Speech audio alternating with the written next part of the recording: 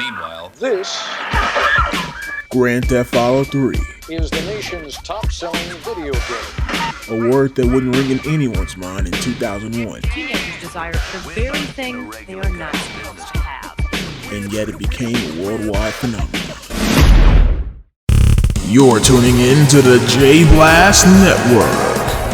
Oh yeah, welcome to the next level.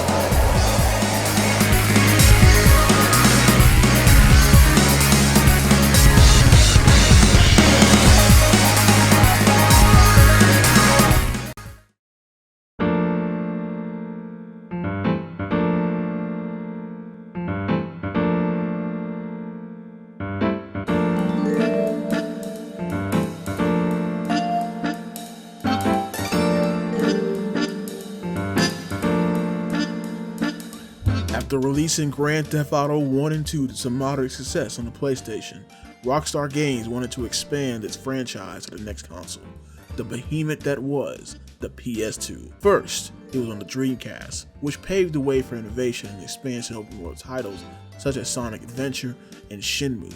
But the Dreamcast was already out the door during production, so they started working with Sony, planning to create a massive 3D GTA game, which at the time no one else had seen before. A perfect idea that will push the PS2 sales. Now, some may say that the Driver series was already doing what GTA did, but come on now, was it really? No, because you see, GTA was an open crime simulator. It wasn't just about the cars, but the gunplay as well, and of course, the death. All of this taking place in a fully explorable Liberty City, a parody of the real city, New York, featuring many iconic locations and landmarks, all while working for and against many criminal organizations, like the Italian Mafia, the Yakuza, and the Colombian cartel. Sound like a blast for kids and teens like me at the time, but for parents, oh, they would hate it. But surprisingly, the initial reception for the game at E3 was quite underwhelming. Sorry, Major. What was your name? Benny. Nobody cares. Nobody cares. Critics didn't care too much. It wasn't showing up on anyone's radar before release. Despite its now controversial history, GTA 3 didn't start out as a system seller before its initial release. It was just another game that would be overshadowed by games like Final Fantasy X that were released later that year.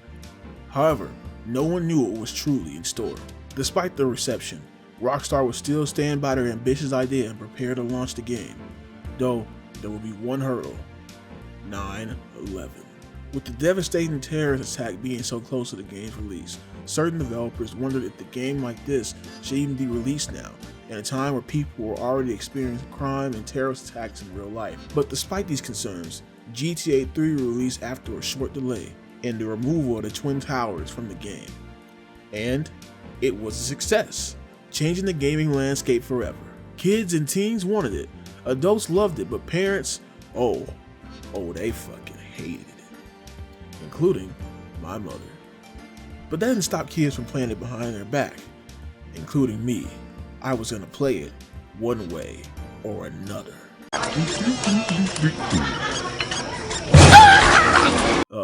Sorry Ma, if you're watching this. Through all the success and controversy, Grand Theft Auto 3 would be a breakout hit and innovator of the 6th generation of gaming. But did it really deserve all that praise? Hi, my name is Jay, and you're tuning into the J Blast Network as we hit the mean streets of Liberty City to look back at the controversial crime-filled mayhem that was Grand Theft Auto 3. Nothing but good things, my boy.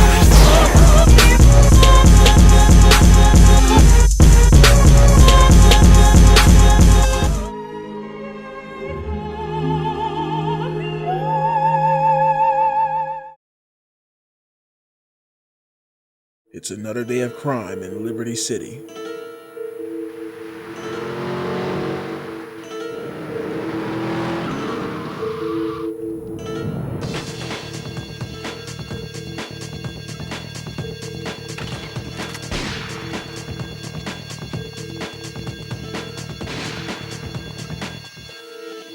Sorry, babe. I'm an ambitious girl. You're just small time.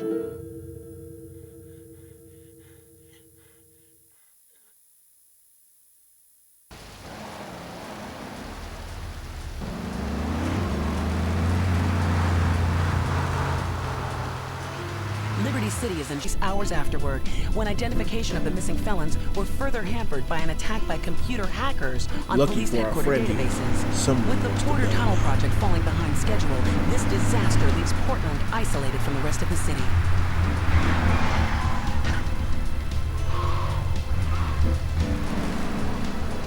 Come on! Senor Dickhead! It's no problem to kill you. You're gonna be sorry.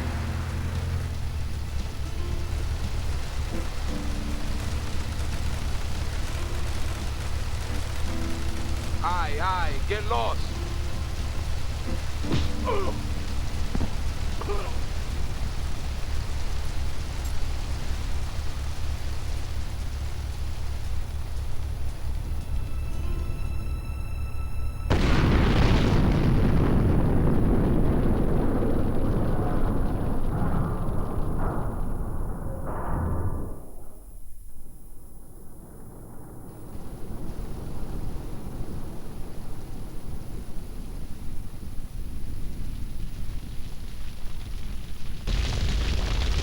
I know a place on the edge of the red light district where we can lay low, but my hands are all messed up, so you better drive, brother. Now Claude's journey for revenge begins.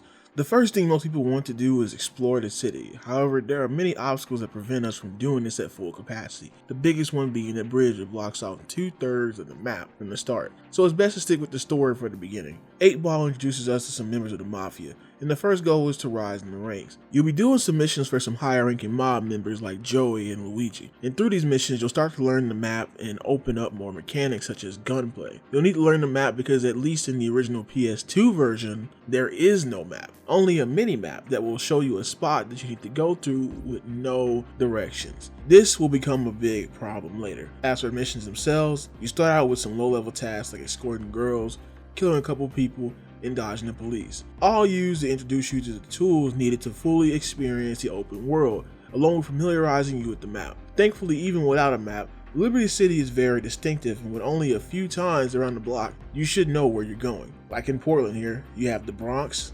Chinatown, and the factory area in the back, along with some other locales you remember as you get deeper into the missions. And if you ever wanted to scope out the whole area, you can always ride the train, which takes you across the entirety of Portland. For the first game of its kind, this is all pretty impressive, especially when you consider more modern open world games will have these features in the city but will not have the full functionality of them. For instance, some modern open world games will have train tracks but no train, or some won't even have a day and night system. Something that this game and Jack 1 did back in 2001, and that's just really sad.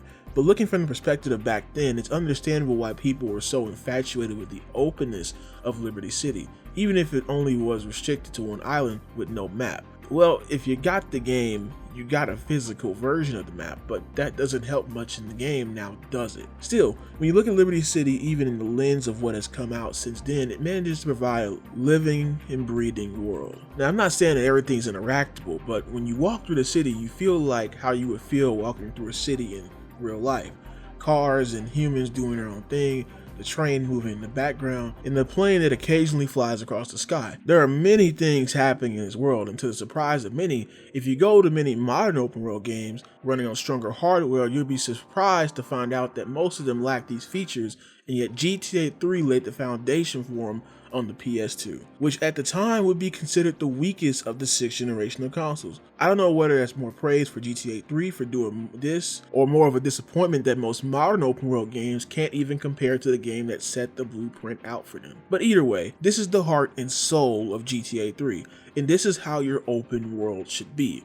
I haven't even gone over some of the other details and collectibles in the world, and it's still intriguing to me to just drive around and visit new and old locations. Liberty City really captures that grunginess of New York City very well, and although the models may not have aged as well, the aesthetic here has. I'll go into more detail on the rest of Liberty City later, but for now, let's bring our focus back on the missions. This is where GTA 3 starts to become a hit or miss, because while exploring the world is fine, some of the missions while doing that tend to be irritable. Now, you can give some leeway on some of these since this was the first time anyone made a game like this, but I think even back then players were frustrated at how some of these missions played out. Some of the more annoying ones are when you are tasked with taking down a car. You have either two options: perform a drive-by, which controls like ass, or ram your car into them. But your car will lose health and explode so quick that you'll have to switch to multiple cars, and you have to pray that the guy doesn't get away from you while you're switching cars or you'll fail the damn mission. Whoop-de-damn-do. Now you have to drive all the way back to the mission start just to chase the guy down again. And not helping this is the fact that the cars can be so flimsy, flipping over at the slightest bump and leaving your car doomed to an explosion. Banana cannon. Those nasty scientists deserve to die. Now get the shampoo manufacturer.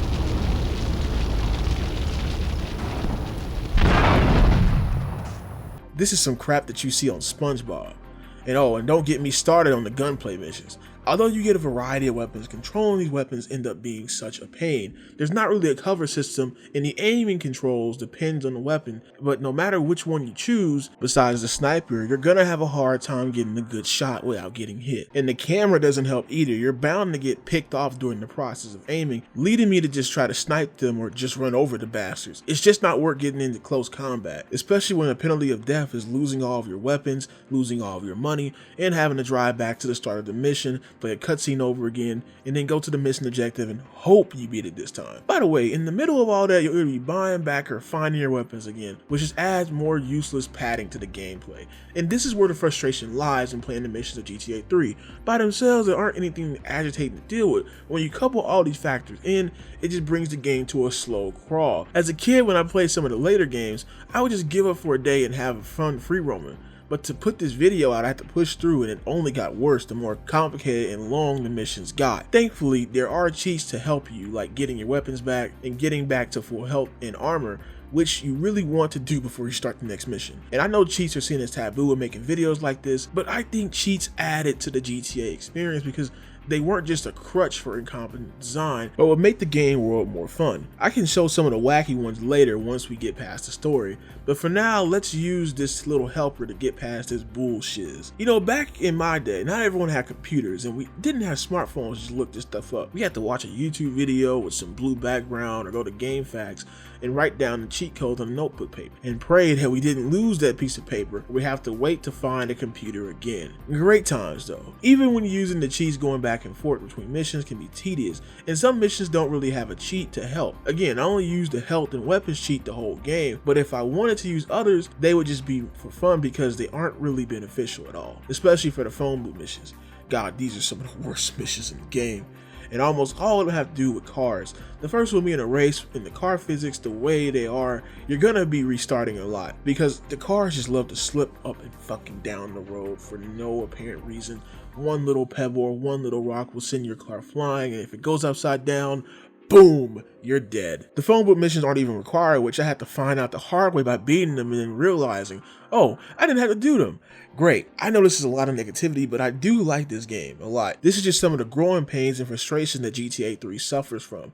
But if you just free roam, you'll have a good time. The problem is that you need to go through the story to unlock the rest of the map, which we'll head back to now. After completing some missions from lowering Mafia members, we get to work for a made man, Take a Tony. goddamn seat. So the laundry won't pay any protection, huh? The triads think they can mess with me? Let's teach these would-be tough guys what it means to be a tough guy. Give him some respect.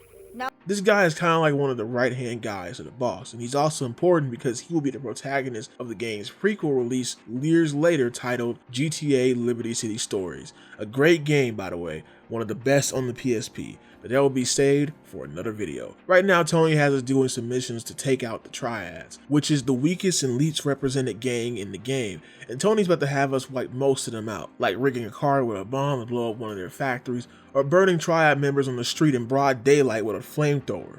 Jesus Christ, these guys freaking hate each other. Once satisfying him, you can finally meet the boss of the Liberty City Mafia, Salvador Leone. I talked to our new friend here. I see nothing but good things for you, my boy. We also get introduced to the worst character in the game, Maria. And here she is, the one and only Queen of Sheba. What were you doing up there? Whatever it was, I bet it cost me money. Well, you don't think I hang around here for the conversation, do you? Get in the car and keep your big mouth shut. Take the limo, but bring it back in one piece, you hear me? And watch her. She can be trouble. Yeah. I'm sure your new lapdog has everything covered. And isn't he big and strong? Hey, Fighter, let's go visit Chico and get some party treats. He's at the rail station at the Chinatown waterfront, I think.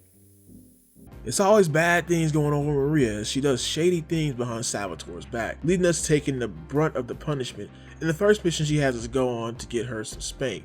I forgot to mention this earlier, but there's a slut plot in the game of spank, and it relates to the Colombians who are also run by Catalina. That's our girlfriend who shot us and left us for dead after the robbery at the beginning of the game. Anyway, the selling of spank is interfering with the business of other gangs in Liberty City, but it's our one close connection to getting revenge on Catalina for what she did. But back to Maria, she gets high off spank and goes to the club only for it to be raided by the police as we wait for her slow ass to come out so we can save her.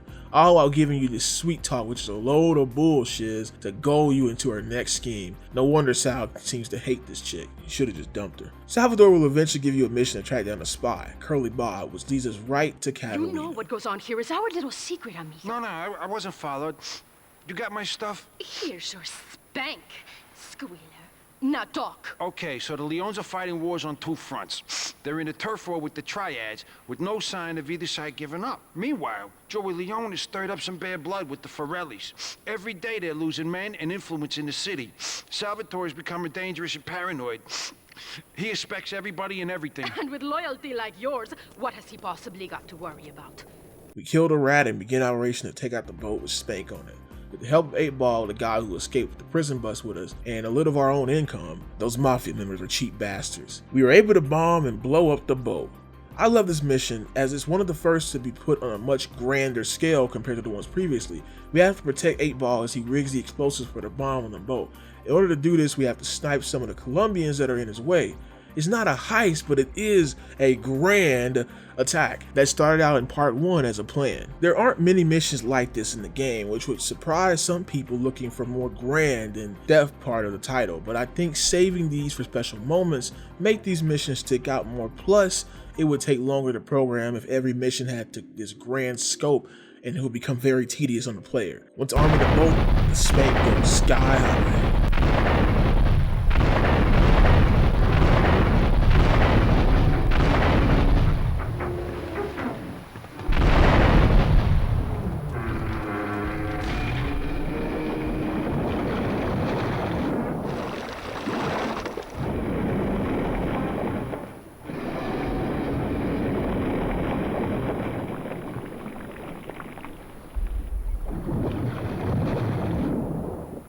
All seems good for Claude, as completing this task puts him on the path to becoming a made man. All we gotta do now is complete one last mission for Salvatore. I'm proud of you, my boy. You kicked the shit out of those grease balls. I just got one little job for you before we can all celebrate. There's a car around the block from Luigi's club. The inside is covered in brains. We had to help some guy make up his mind, and it proved a little messy. Take it to the crusher before the cops find it. Getting rid of the car? That should be easy. Hey, what's this on my pager? God, this game is old. It's a trap. Oh no! So it turns out Salvatore set us up to die, and if we got into that car, the mission would fail. But why would he do this? Can you guess? Salvatore thinks that we're going behind his back, so he was offering you to the cartel in order to make a deal. I couldn't let him do that. I mean, the worst thing is, it's all my fault because I told him we were in Ireland. Don't ask me what. Hell no, man. What the fuck, man? You see, this is what I'm talking about. All that work going down the drain as we lose every relationship we worked so hard for with the Mafia because of Maria's fucking incompetence. You see why she's bad? Get your ass on. Luckily, her friend Asuka has a brain and helps us escape, leading us to the next island, Staunton, which is unlocked. And thank God, because we've been on Portland for such a long time at this point. Staten Island is the mainland of Liberty City, or the Manhattan area of the game, a step up from the ghettos of Portland with skyscrapers everywhere. There's even a small town square and a central park in the middle of the island. You'll notice that people here are living more lavishly too, with supercars starting to become available regularly. In fact, more cars start to be available once you get here. It's like you're rising in the ranks as you progress, even though you're technically starting over again. Asuka runs the Yakuza with her brother Kenji. They are over most of Staten. Because Maria put in good word, which is the only good thing she does in this game, the Yakuza are more accepting of Claude from the start as long as he does one thing: kill Salvatore. And I'll do it with pleasure, honestly. If you go up to him and try to kill him though, yeah, that's not. You really want to just go up to the building near him and snipe the damn bastard.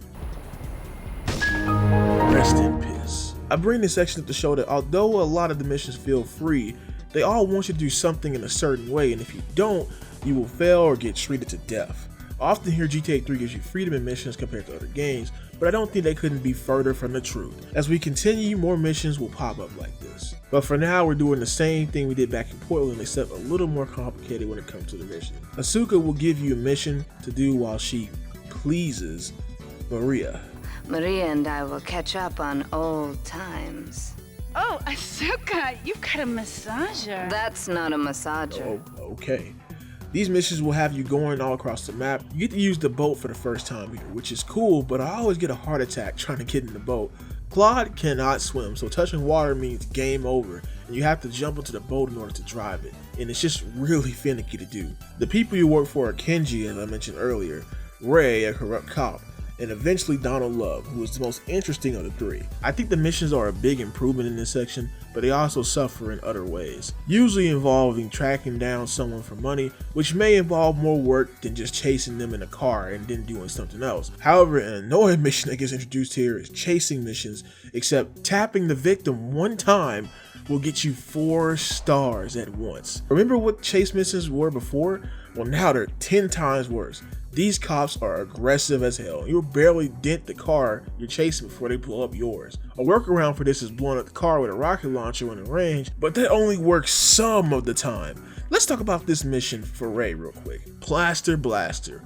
Holy shit, this mission is ass. You have to take out a witness to Ray's criminal activities for good. This guy's being transported to court and you need to take out the ambulance truck he's being transported in. What would you do in this situation? Would you blow it up? Oops. That doesn't work because it was just a decoy. Try it again and it'll keep being a decoy until the truck reaches the court and you fail the mission. You see, what you have to do is destroy the ambulance by ramming it. Then you need to destroy the body cast, which also can't be destroyed by weapons and has to be ran over to destroy it. Good God, what were they thinking? And the problem of time wasted when having to restart the mission is more egregious here, as you run around like a fucking Looney Tune character over and over again through some areas, praying that the ambulance truck doesn't get to its destination. I know it seems like I'm just dogging the game right now, but I really like it. I just see a lot of flaws and frustration in the mission design. There are some good ones like the mission for Kenji where you take out some people in their time limit, but nearly every area has you killing them in a unique way, like sniping these guys off a building or just blowing them up. And I wish more of the missions would be unique or varied like this instead of making us do the same thing, but now we have more stars and we can't blow up the freaking car because Rockstar just doesn't want us to. Alright, so after most of those missions, we meet one of the most interesting characters in the game, Donald Love, a shady politician that has you playing the role against both the Yakuza and the Colombians. We'll get back to that in a second. But Donald offers more of that mission variety. Like here, we save a guy held hostage by the Colombians by stealing one of their cars and infiltrating their apartment area. But we have to keep checking for the right garage for the hostage, otherwise we get shot and holy shit. Yeah, the damage the enemies do has significantly increased, which is bad in a game where aiming precisely can already be such a pain. One free shot could leave you with barely any help at all. Then our next mission gets more interesting as we have to steal a car of the Colombians again, except this time we have to kill one of the Yakuza leaders, which ends up being Kenji? Huh? Oh my god. About Claude's character for a minute. You see, because Claude does not speak, we can't really tell what he's thinking, and when we are given a mission, we are simply just told what to do. If it weren't for the mission givers, Claude would be doing nothing. I mean, if Catalina shows up for a mission, it's by pure coincidence and not Claude actually trying to find her. He really has no goal besides just doing the next job. He's a sociopath, and maybe that's what the character was supposed to be, but honestly that sucks. Rockstar wanted this game to be like a movie, hell, inspired by movies like Godfather and shows like The Sopranos. And while I can see the inspirations in the missions, it doesn't feel like a movie because the characters act like a video game. Go here, kill this, collect this. It's all video gaming objectives that are given in a video gaming way, instead of being disguised as well as a mission in the world. And maybe if we saw some of Claude's motivation, things would be different. Maybe he wants to kill Catalina not just for revenge, but also to be the top dog of all the gangs in Liberty City. But that doesn't happen in Gold, of killing her isn't even prominent throughout most of the game. You just follow whatever leader you're working for until they betray you or end up dead.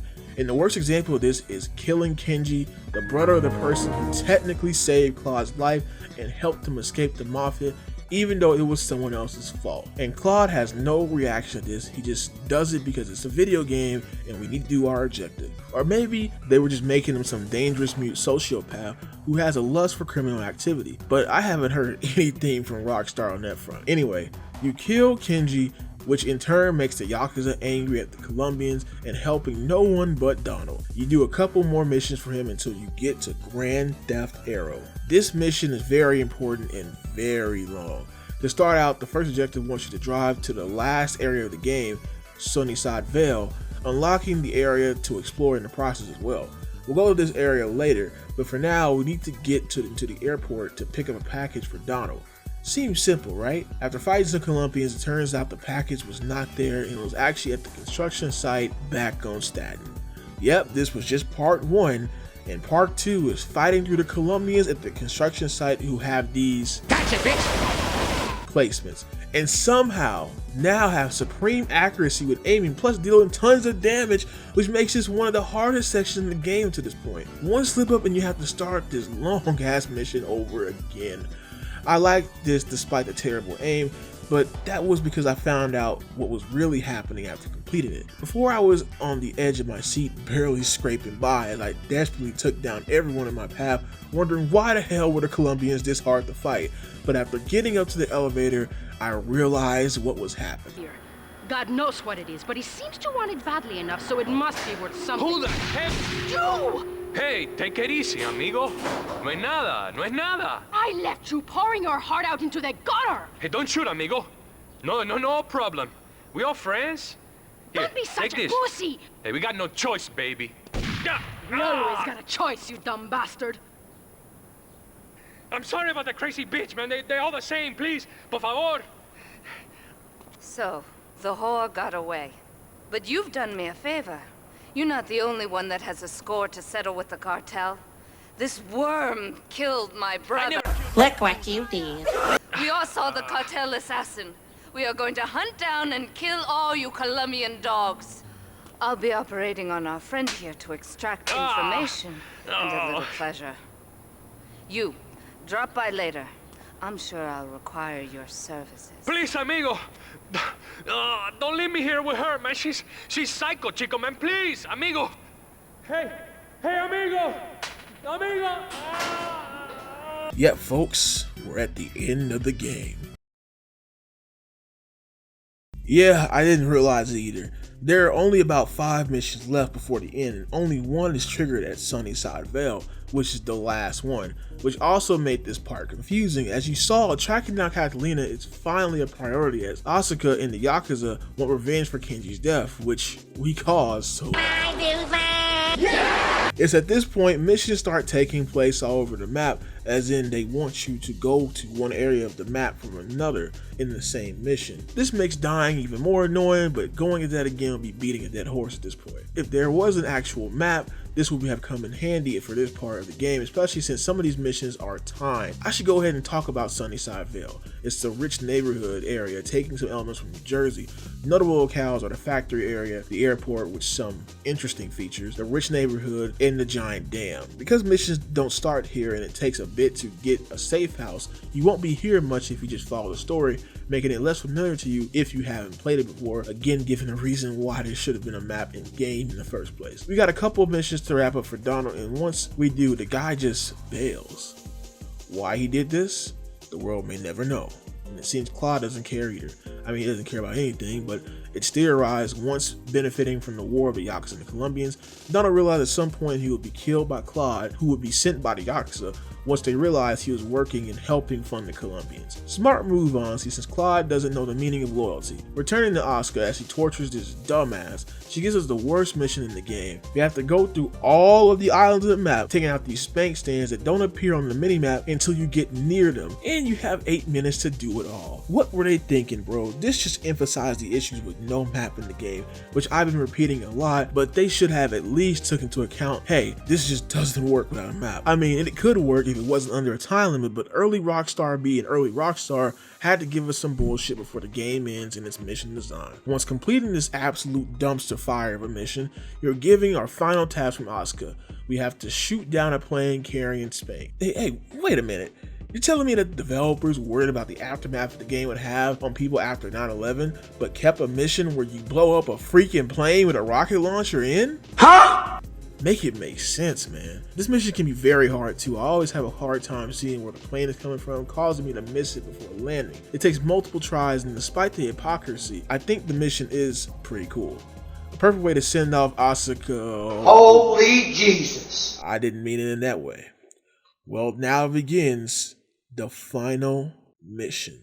As stated, in order to start the mission, you will need $50,000, which you should have at this point, and if not, you can always go to the payphone missions or other side activities to get your bread up. You get that money back after you beat the mission, so it's not a big loss. Whether Claude was more fixated on killing Catalina or actually had feelings for Maria, whatever it is, he shows up at the mansion with the money.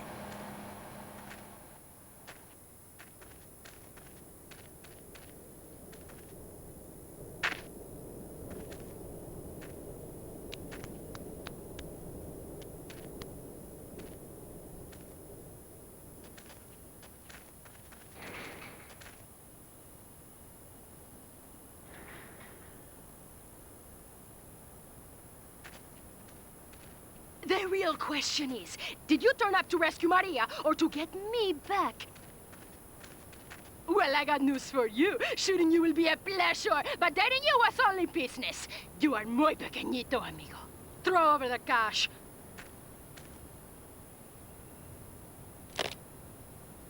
You have been a busy boy, but you haven't learned. I'm not to be trusted. Kill the idiot!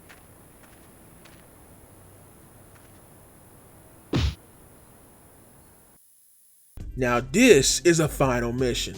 This has that final fight in a movie feel to it. No matter what weapon you have equipped, you will only have a pistol at the start while you get shot without warning. And you either take out everyone at the mansion or go ahead and chase down Catalina, who's escaping in a helicopter and heading to the dam. Now there's a time limit as you fight through the dam with some of the most damaging enemies in the game. You get caught off guard once and watch your health bar melt and die instantly. You can either do this the regular way and earn the guns back, or you can use cheats and get the guns back, which does help to get Catalina early before getting to the roof, eliminating the time limit. Either way, it's the mission that's still hard in a good way, and despite the shoddy aiming controls, it's an awesome fight through this gauntlet. For once in the game, it does feel like a giant action movie. You got guys lined up with assault rifles constantly shooting at you, snipers trying to pick you off, and explosions from explosive barrels you can use to your advantage, causing more chaos, and topping it off is a showdown with a helicopter before it's able to leave. It's awesome. It's intense. It's a final mission done right. And after taking aim with a rocket launcher, we finally put Catalina to rest. And now with our revenge complete, the game comes to the close with only one loose end to tie. Denver described to police a single gunman that he saw fleeing the scene with a dark-haired woman. Oh, we're gonna have such fun, cause you know, I love you. I really do, cause you're such a big, strong man, and that's just what I need. Anyway, what was I saying? I forget, but you know what it's like, don't you? The sound of explosions shook nearby homes as people ran for cover. Several citizens were injured in the panic as gunfire was exchanged between ground forces and a helicopter circling the dam. Yeah, we got a good view from down here in the gardens. When the copter finally got taken out, better than the fireworks on the 4th of July. With the death toll already over 20, police are still finding bodies. There have been no official denials concerning rumors that the dead were members of the Colombian cartel, and still no leads as to the cause of the massacre.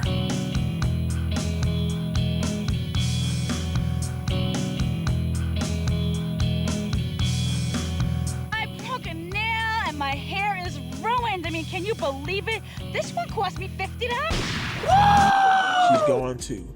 GTA 3's story is kinda non-existent, but the characters that are there are a bit memorable, even if for unfavorable reasons. I still think Claude should talk to see what he feels and how he would react to these situations, and to see him actively try to hunt down Catalina. But maybe Clyde was his way on purpose. Maybe he's an allegory for the player who mindlessly does what is told them in video games without caring about the consequence only because they are told, creating the sociopathic monsters who lack all sympathy for life.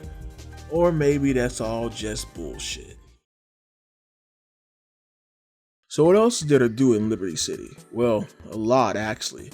You may have noticed in some of the footage that Clyde can pick up packages around the map. These things are hidden throughout the entire city and require you to walk or run around the areas instead of driving past everything. It's a good thing Liberty City is full of little trinkets and areas that you don't normally see during missions, encouraging you to keep coming back and explore more. One example is the subway area in Staunton. I never knew about this area until I walked around. It's just a subway station that takes you to Portland, but finding little areas like this adds to the world and the replay value. There's another station too, just like this, in the airport at Sunnyside. Missions still come into play as well, whether it's missions you have already completed or vigilante missions you can trigger by getting in a taxi, ambulance, or police car. Each one will have you doing their respective jobs. You'll hunt down criminals as the police, rescue people in the ambulance, and play crazy taxi in a taxi. Then there are the stunt jumps, which are locations on the map where you can perform stunts from in vehicles, like going full speed off a ramp. There are also import and export missions where you need to get a car and bring it back to the factory area in Portland. There's also off-road challenge missions where you drive off-road through checkpoints. And there's RC toy missions where you drive an RC car to do major damage to some random gang around the city. Then there's some hidden missions like the one for Marty Chunks. What a dumb name. Well, you start to ignore how stupid his name is when you see what his missions entail. Marty's missions are simple. You just gotta pick up some people and drive them back to his dog food factory. However, once you bring them there, Marty butchers them and turns them into dog food. And he doesn't discriminate either, even killing his own wife, although she did cheat on him. But you know, what comes around goes around, and when you bring back the guy that Marty's wife had an affair with, well... Listening, Carl. Hi. I need more time to get your money. But if you just step into my office... It's far too late for that, Marty. You had your chance, but now I'm taking over the business. All right! And Claude once again has no reaction, just showing how cold he is. You know, Claude was supposed to have a voice. It was in the design documents for the game, so they were gonna have him show some emotion.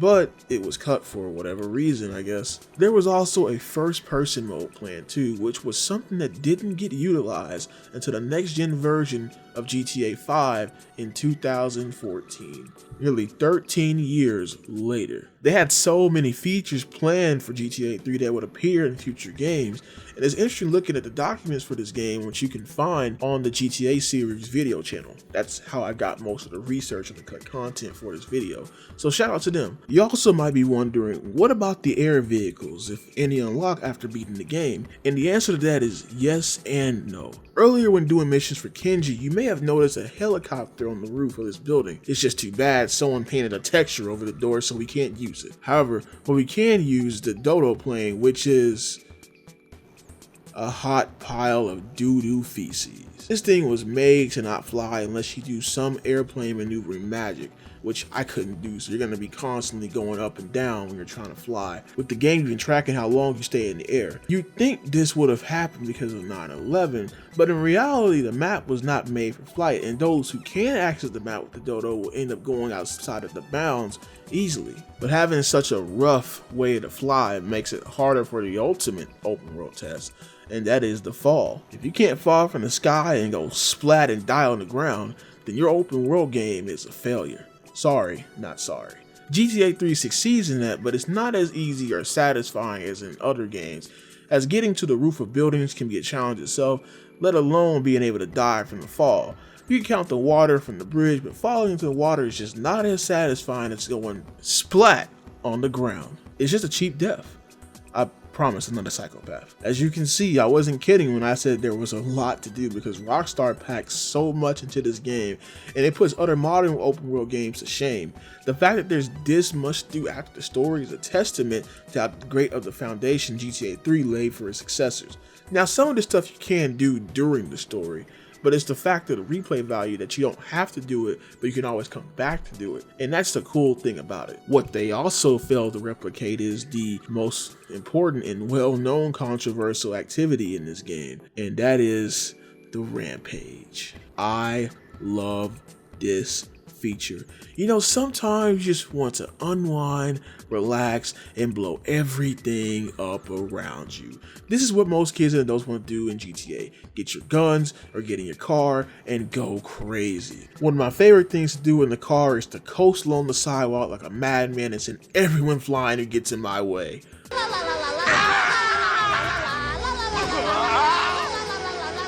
Hey, they're in my way. It's on them, not me. Or what about just loading up your arsenal and going to town on everybody in sight?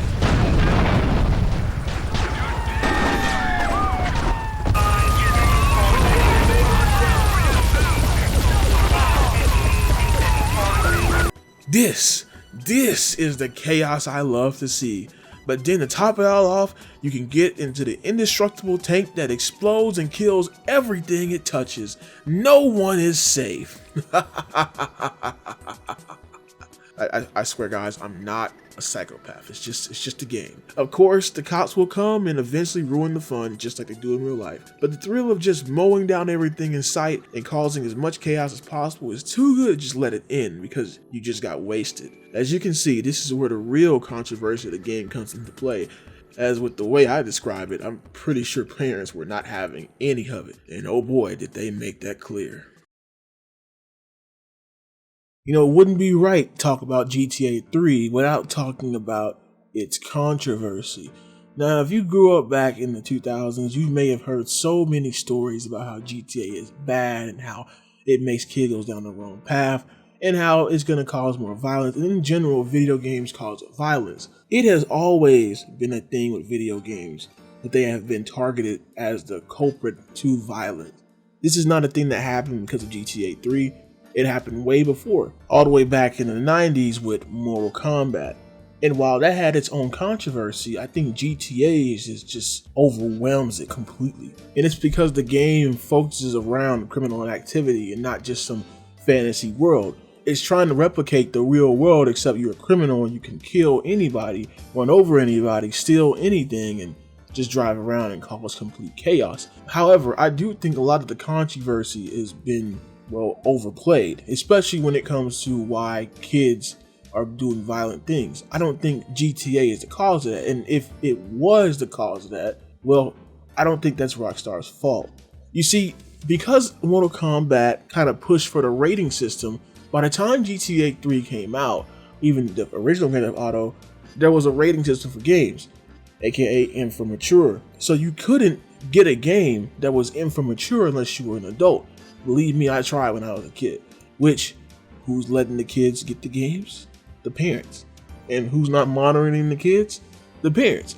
But I don't think that GTA necessarily is a thing that's going to spark violence out of people.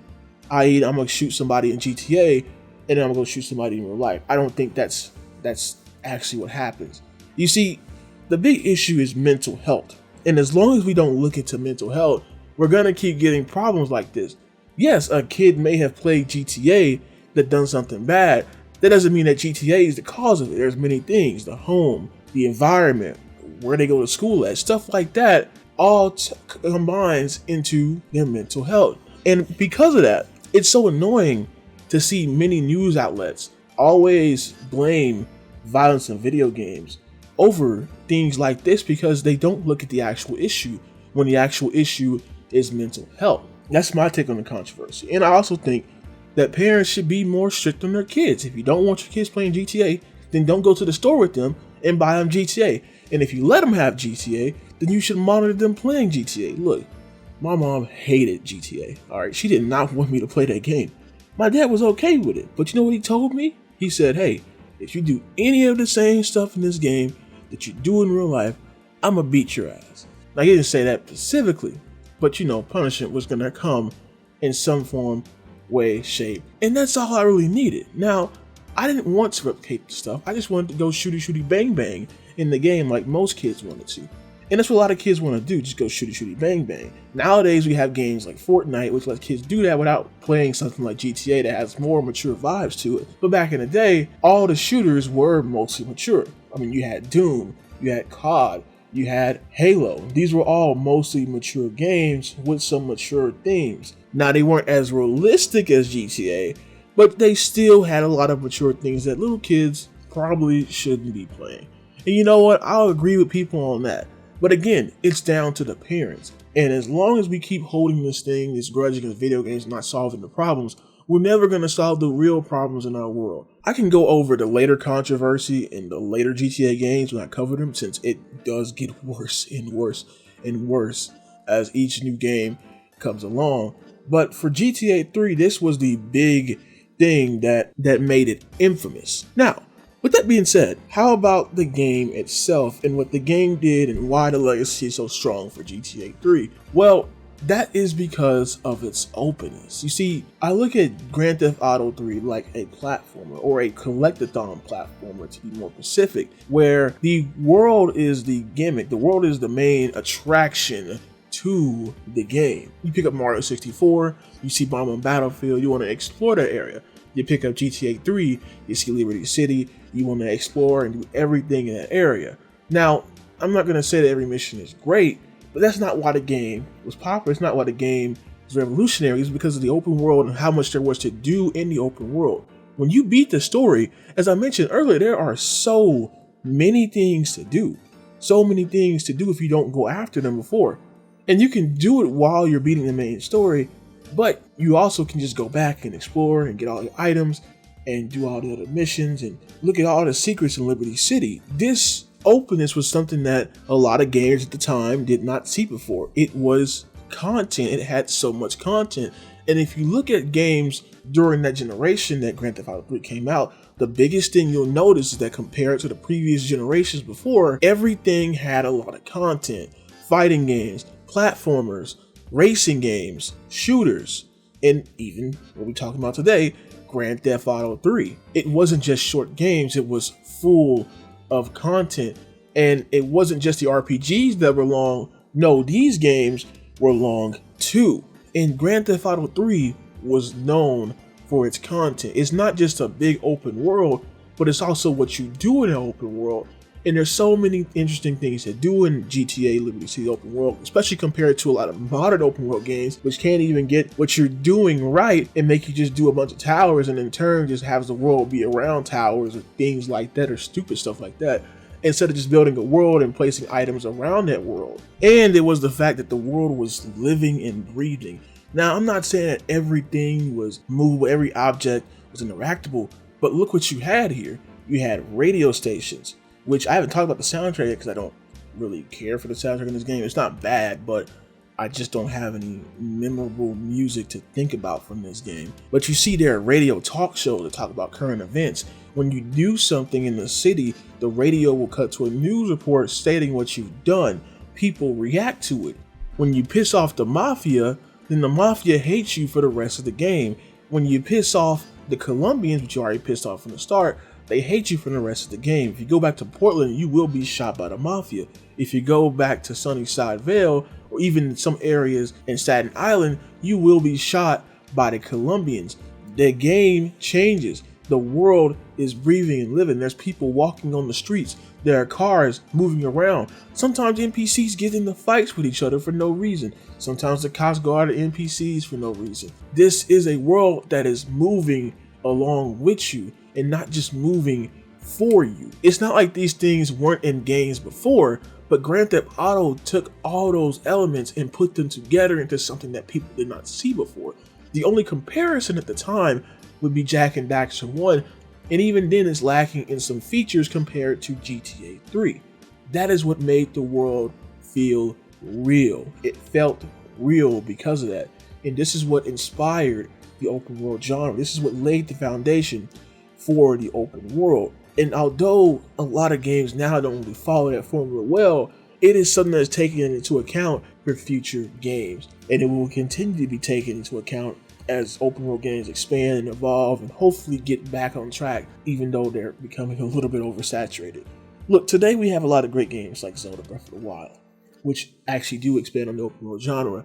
But for the most part, the open world genre has been oversaturated. But back then, I remember a game having an open world being a big thing because not a lot of companies did it because it was a hard thing to do. It was a hard thing to make a living, breathing world like this in a game, especially back then. So when I heard the word open world, it meant something. And this was the time when it meant something. This was the time where GTA held that foundation to where it meant something when you saw a game like that, where you wanted to go to these areas, where you wanted to see what this world was about, where you wanted to explore and do all these things and see what you can get away with and fall off buildings and do all the other crap.